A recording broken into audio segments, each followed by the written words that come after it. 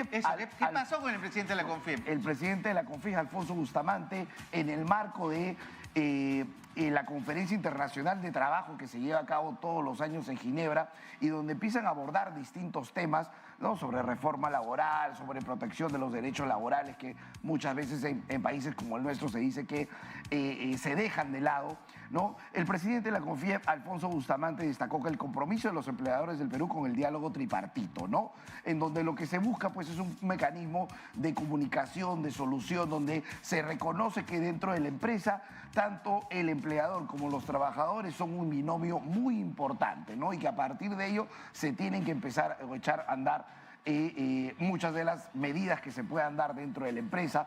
No nos olvidemos que en un país como el nuestro esto es importantísimo, ¿no? Todavía tenemos 75% de informalidad, dicen algunos, sobre todo en el sector de la pequeña empresa, y tenemos una pequeña empresa que es la más importante dentro del sector empresarial, donde del 100%, 90% son pequeños negocios, ¿no? ¿Tenemos un video que podemos compartir? Sí, así es. Por favor. A ver, veamos ese video mientras seguimos comentando con Omar. Lo importante a mí...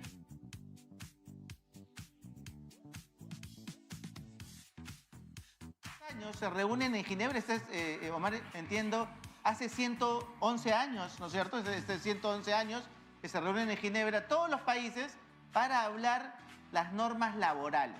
¿Por qué es importante hablar de las normas laborales?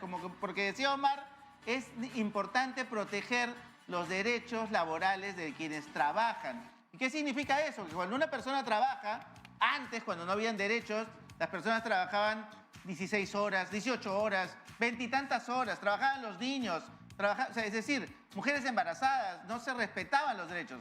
Eso se reguló y se generaron derechos porque hay que respetar los tiempos, el descanso y la energía de las personas.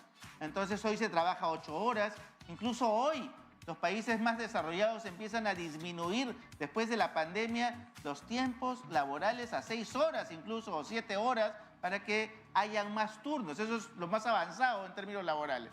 Pero lo más importante es que el salario de la persona vaya acompañado de los beneficios laborales que tiene que tener, un seguro social, que tenga gratificaciones, que tenga una protección en salud, es decir, varios beneficios con los cuales tiene que contar, y es lo que se llama un salario formal o un empleo formal.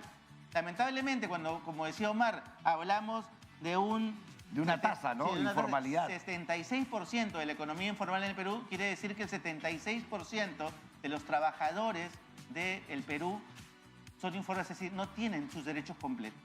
Eso es un tema que tenemos que resolver, ¿no, Omar?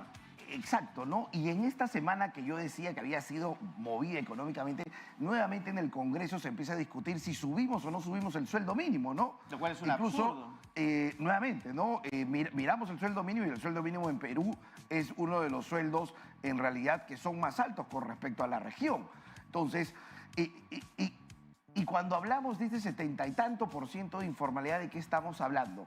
Que 13.5 millones de trabajadores en nuestro país, 13.5 millones de personas que día a día trabajan, que van a sus empleos, que perciben un sueldo, no lo hacen dentro de la formalidad, es decir, no reciben beneficios sociales, ¿no? No hay protección social, ¿no? No hay un seguro, no hay una CTS, no hay el tema de ahorras el futuro con la AFP y muchas otras cosas más, ¿no? Ni hay un escalamiento, vamos a decir, o una carrera, ¿no? Una línea de carrera. Una línea de carrera, ¿no? Y que solamente 4.5 millones de los trabajadores en Perú están bajo la protección del empleo formal.